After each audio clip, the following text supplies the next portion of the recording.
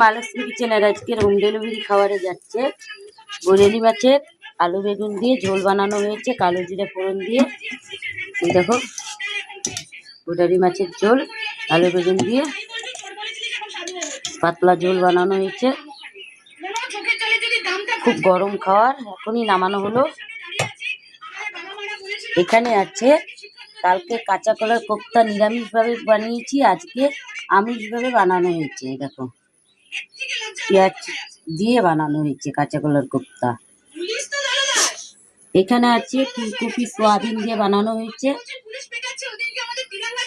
আছে মুসুরির ডাল। এই দেখো মুসুরির ডাল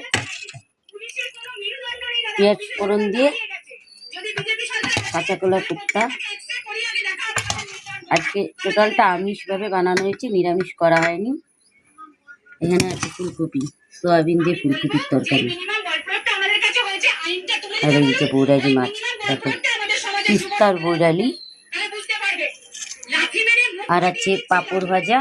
এই যে এখানে আছে সাদা ভাত।